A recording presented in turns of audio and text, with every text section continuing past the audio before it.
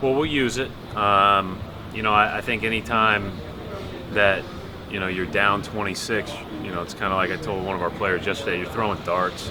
I mean, you're just hoping something sticks. And I did say this the other day too.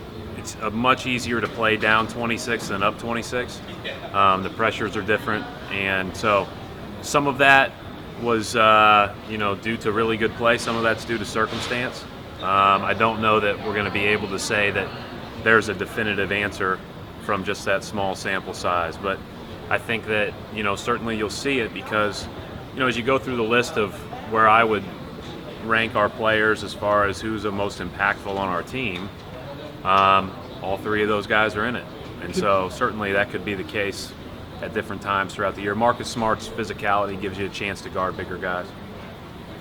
Is that a matter of just finding out what kinds of matchups you get with that, and just at the start I think you might get to the point where it becomes something that you regularly plan for. It may be something that you just go to in the course of a game because you feel like you can match up appropriately. But you also have to feel like you have an offensive advantage, right? So you have to balance everything with that. And if those three guys are playing, most likely one of our bigs who's can be impactful offensively sitting. So you just balance that and manage it.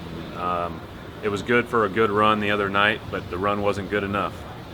Don't worry about other teams though coming back at you with some length. Yeah, I mean, length. The best teams in the league are going to be long and be able to stay with people and really be have an athletic advantage. I thought that Houston was long and athletic and imposing at four positions. And I think that that's something that you just have to manage and deal with. We have to do a better job than we did in that particular game of moving the defense to score. And then we just, I thought that game we defended a little bit better than we did in the first half on Monday, but that's not saying a whole lot. What do you guys need to do to get off to better starts defensively?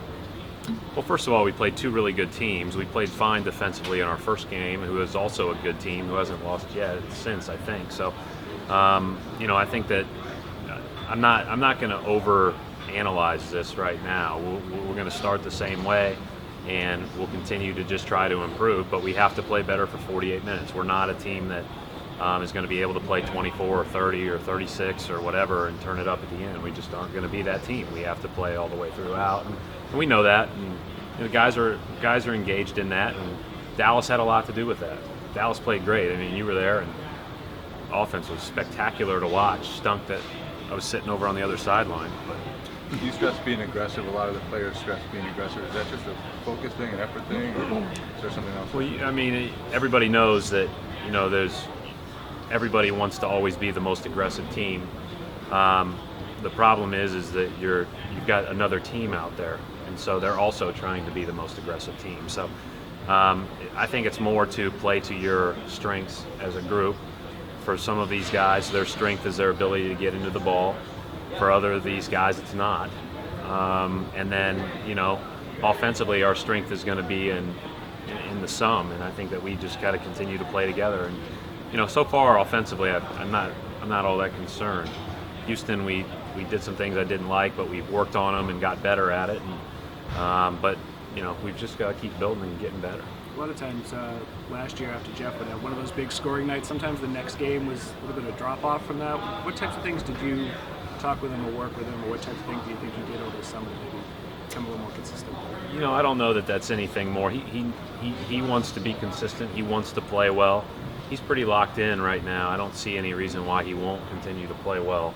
And if he doesn't, we'll have to pick up from somewhere else. But I'm not concerned about that with him. I feel like he's really in a good place. And I think playing both positions has helped. Have you liked what you've seen out of him at the floor? Yes. Why do you think that going back and forth has helped you? Well, I think you can get different matchups that way. And sometimes his strength is in ability to post. Sometimes his strength is in quickness. And you can during the course of a game you can find that. Now you got to also be able to defend those positions both, which there's not many guys that can defend both the 3 and the 4 in the league. But in a lot of games he's a good opportunity. He has a good opportunity to do that.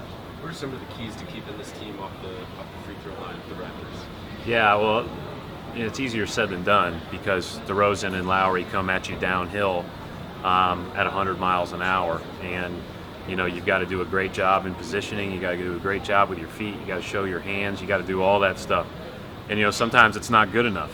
The other day, Sully did a phenomenal job on Dallas's last possession, but Monte Ellis just made a tough shot, and those guys, a lot like Lowry and DeRozan, are going to make some tough ones. You just have to continue to make them as tough as possible. What you got to do is take away the easy ones in transition or off the offensive rebounds, and then try to just add up as many tough shots as possible and hope that they don't all bounce in.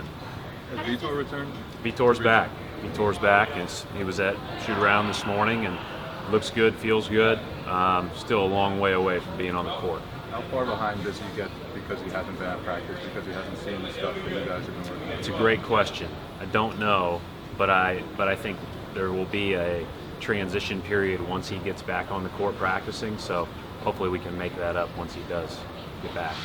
Coach, how does this game change if Valanciunas can't go? Well, it changes offensively for us a little bit, and it changes defensively for us a little bit, obviously. I think he's obviously a big presence in the middle. We play off a lot of dribble handoffs, and we play with a lot of spread options. They'll be a little bit smaller, and I think they'll probably attack our perimeter a little bit more. And so it certainly changes. He's a very good player, as is Johnson.